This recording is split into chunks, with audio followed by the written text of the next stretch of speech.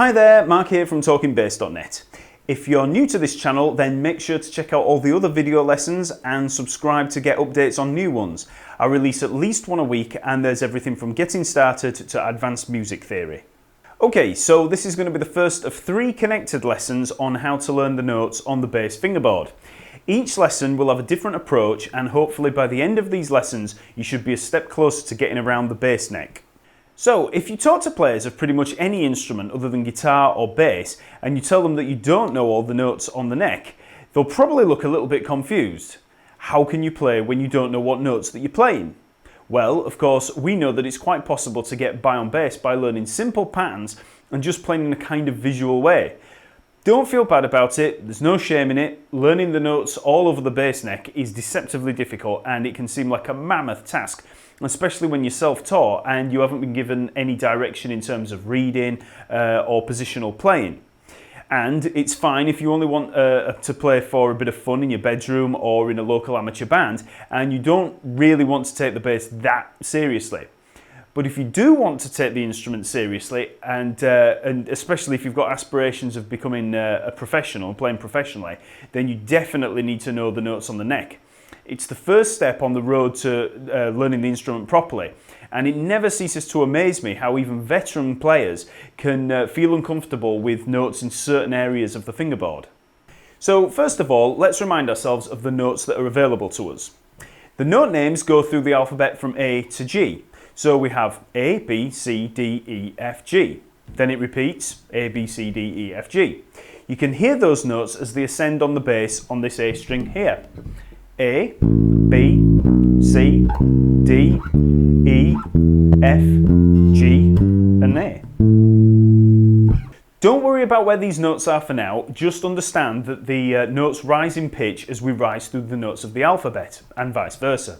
Now the first notes that we need to look at aren't on the fingerboard at all, they're simply the open strings, and they are, from the lowest or thickest string, E, A, D, and G. If you have a 5 string, then you'll probably have a low B string, in which case it would be B, E, A, D and G, and sometimes it can be tuned to E to C, which would make it E, A, D, G and C. Now, I don't really like using acronyms for learning the open strings. Because there's only 4 of them, it's better to just memorize them. One way to do this is to just recite the sequence of open strings to yourself, E, A, D, G, E, A, D, G, over and over for a while. Look at the strings as you do, or play them along with yourself. So now here's a little test. We're going to play through the notes that are on screen, 1 note per bar. These are open string notes in a random order and I'm going to use a metronome. So play the first note, then look ahead and prepare for the next note. This practice method is going to be used a lot in these lessons, so this is a good way to try it out with some really simple material. The notes from this exercise are available in the accompanying PDF along with a load of other exercises that we're going to be going through. So here's the metronome and we'll have a 1 bar count in. 1, 2, 3, 4. A, E, A, E, D, A, D, G, D, G, A, G, E, D, A, D, G. If you want to set yourself out a few more little tests, just write out a long sequence of those note names in a random order and use this practice method of 1 note per bar. One way to check whether you're right is with a tuner.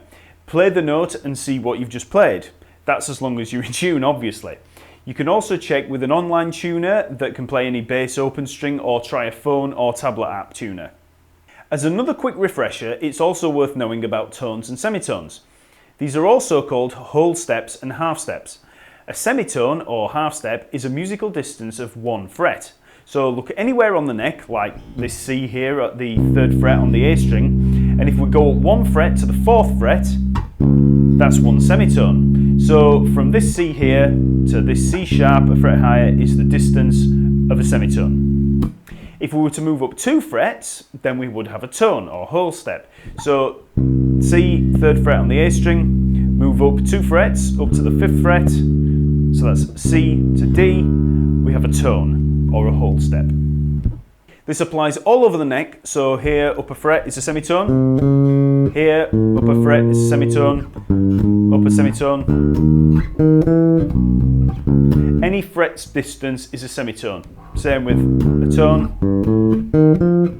2 frets anywhere, G to A, C to D, B to C sharp, all a tone. So now let's go through that musical alphabet again from A to G and look at the tones and semitones between the notes. We'll go up the A string, so we have A to B, that's a tone, B to C, that's a semitone, C to D, tone, D to E, that's a tone, E to F, semitone, F to G, a tone, G to A, a tone.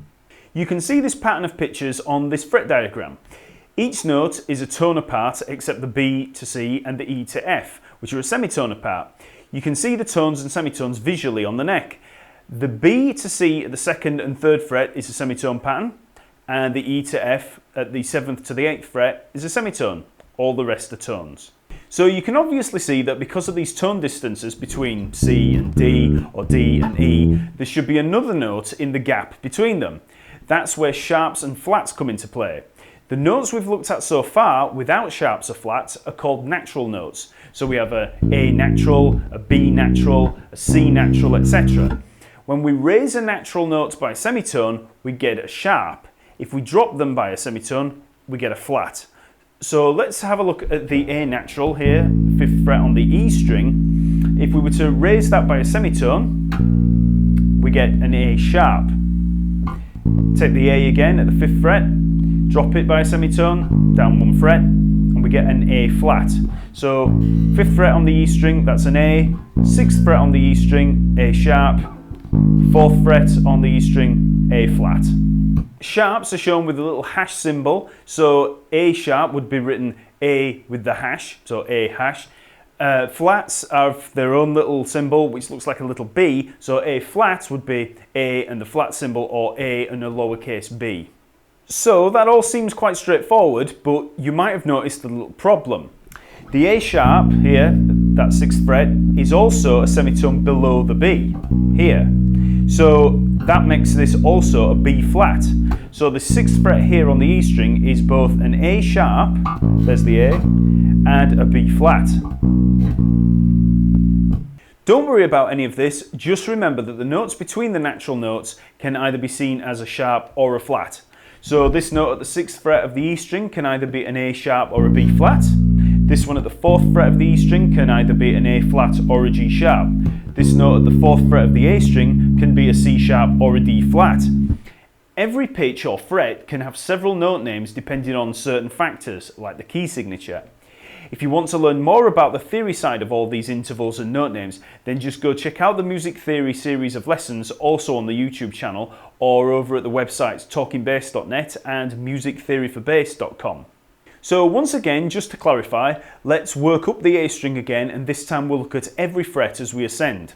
So we have A sharp or B flat, B, C, C sharp or D flat, D, D sharp or E flat, E, F, F sharp or G flat, G, G sharp or A flat, and we're back to A again, and the pattern repeats.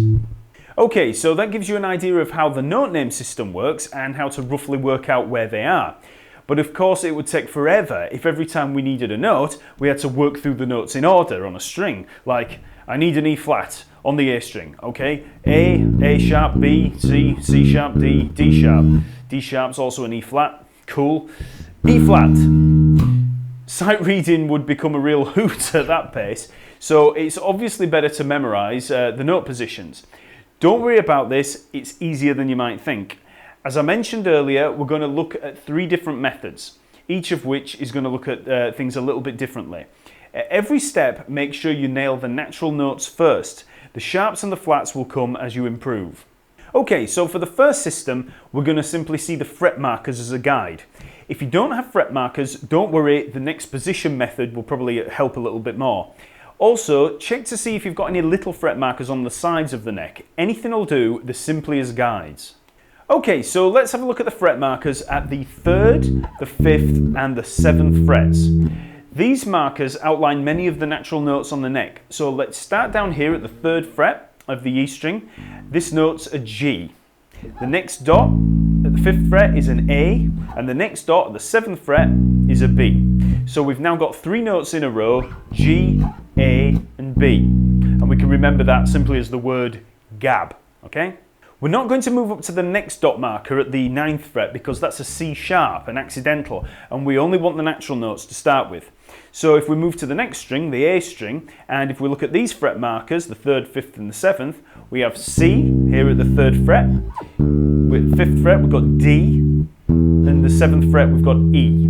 Okay, so C, D and E. So if we combine those 2 strings, we now have G, A, B, C, D and E. So now let's move up to the next string, the D string, and check out the fret markers again. We've got 3rd fret F, the 5th fret marker, we've got G, 7th fret marker A, and we can actually go up to the 9th fret marker for another natural note here, and we've got a B. So we have F, G, A and B at all 4 of those markers. So again, all together, including the E string and the A string, we have G, A, B, C, D, E, F, G, A and B. So that's quite a few notes so far, but let's keep going to the G string. Now if we ignore the 1st fret marker here, the 3rd fret, because that's a B flat, and we only want to use the natural notes, we can start at this 5th fret marker, we've got a C. 7th fret marker, we've got a D. 9th fret marker, we've got an E. So C, D, E at the 5th, 7th and 9th fret markers. So now all together from the G on the E string down here at the 3rd fret, we can just ascend through the order of notes just like the musical alphabet. So we have G, A, B, C, D, E, F, G, A, B, C, D, E. Okay? So this is just using the fret markers, and it's not a perfect system by any means because we're neglecting quite a few important positions, but it is a start. So to make the system a little bit more complete, we can include the open E string down here and the note at the 1st fret, which is an F. Some of you may have fret markers on the 1st fret, which will make things a little bit easier, but if you don't, just treat it as the odd one out. So now we can ascend from the open string, E, right up to the high E here. So we've got E, F, G, A, B, C, D, E, F, G, A, B, C, D, E. Okay? Now I'm not expecting you to be able to pick these notes out straight away, but you'll now be able to at least work the notes out from this system. So now let's practice them.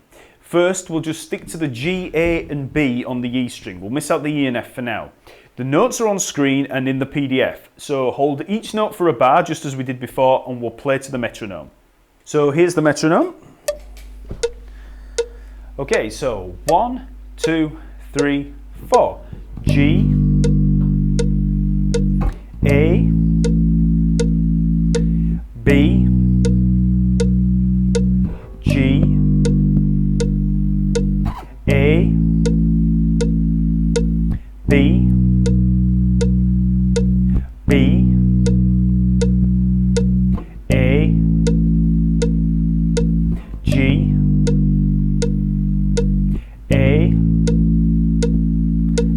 A, G, G, B, G, B, G, A, B, G,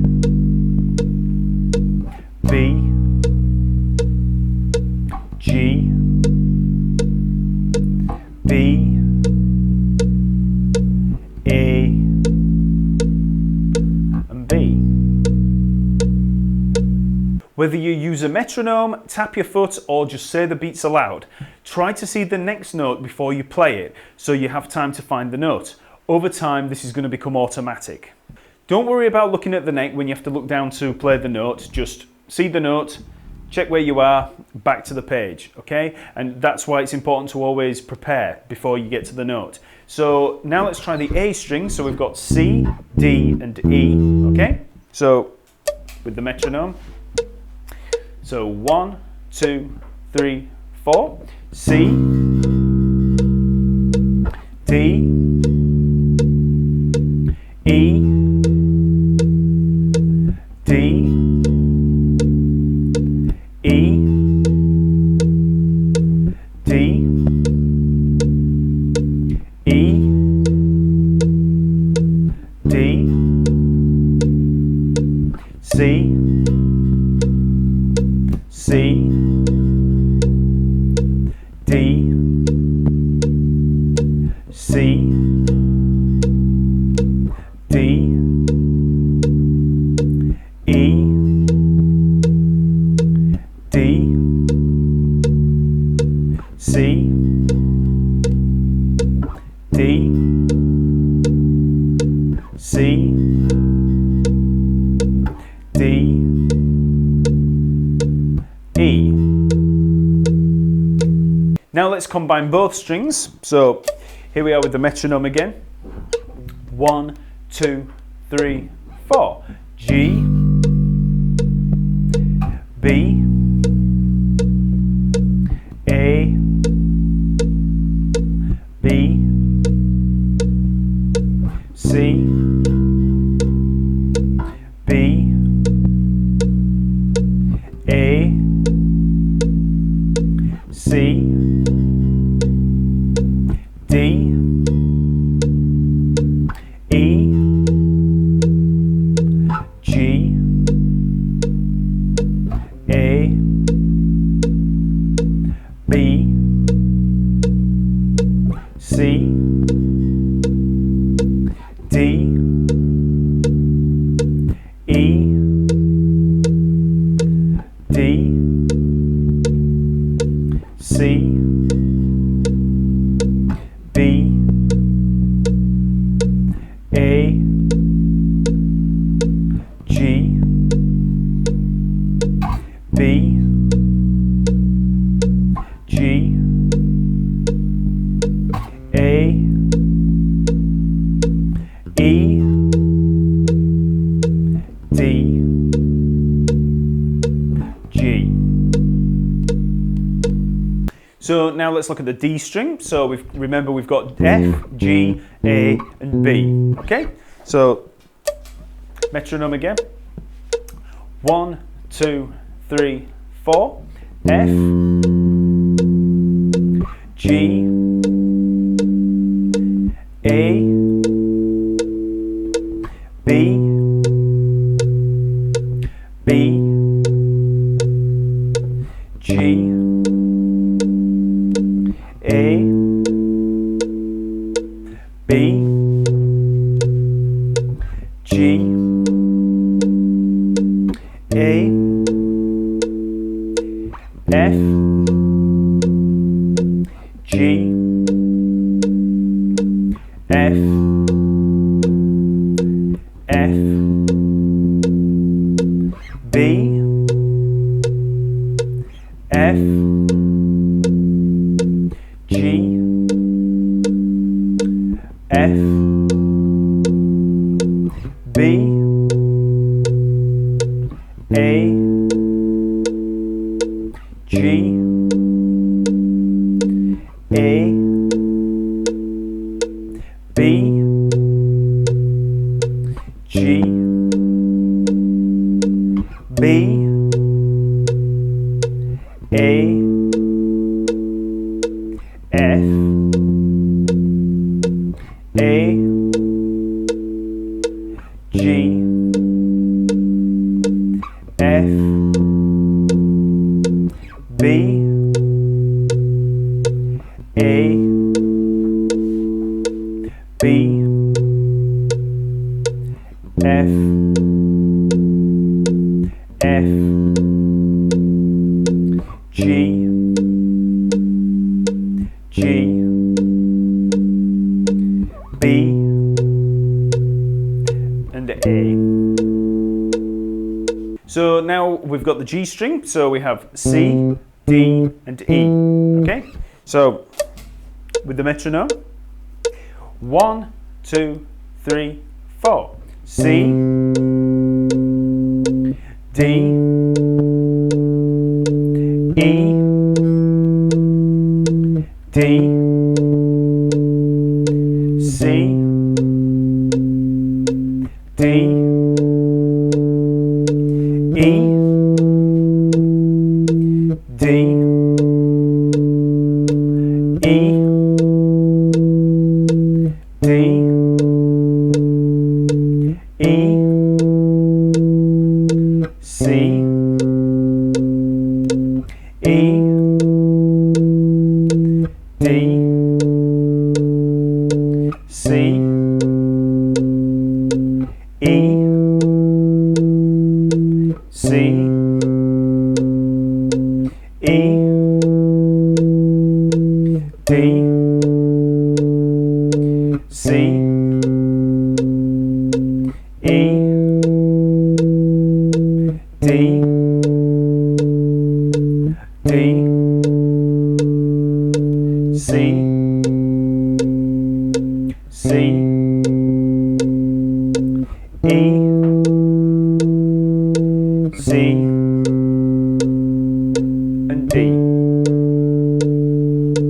Now let's combine the D and the G string. So 1, 2, 3, 4. F, G, B, A, B, G, C, D, G, B, E, G, E, B, F, G, A, B, E, F, G, F, E, D, C, D, C, G. So you can see how this method of practice can work. So I'll leave you to combine the strings and come up with your own practice routines. I've kept the D and G string separate from the E and A string simply because of the repetition of the note names. So calling out high E or low G will become a little bit confusing. Don't worry, as long as you can see the notes, that's fine. Once you feel comfortable with the natural notes over the fret markers, try experimenting with the notes between them. You should be able to work these notes out on your own, so instead of force feeding you the material, I'll let you try this for yourself. All the information that you need is in this lesson at some point, so just go over the earlier section on notes and accidentals if you're unsure of anything. As a quick example, if I'm on the D string and using these 4 fret markers and I want to find a B flat, I can just look here for the B and then just drop down a semitone to the B flat. If I wanted a C sharp on the G string, I just need to find a C. So here we are at the 5th fret. Now raise it a semitone or fret to sharpen it. So there we have a C sharp. Just remember that there's a semitone between the B and the C and the E and the F. So a B sharp would actually be a C, okay, and an E sharp would be an F, which is why you very rarely get B sharps and E sharps or F flats.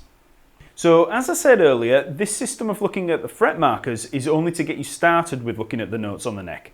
One real upside to using the notes we've just covered is that they cover quite a lot of ground and move up the neck instead of across it. A lot of the time we can get trapped in one position on the neck, and this method helps to break out of that system a little. The next method will actually be restricting us more by using positions to learn the notes, but it will be the most useful and comprehensive system and will be the main focus of the lessons. So this lesson is intended more as a primer and a preparation for the main material. Okay, so now you should move on to lesson 2 in this short series. There should be a link on the screen and in the info below, so I'll see you there.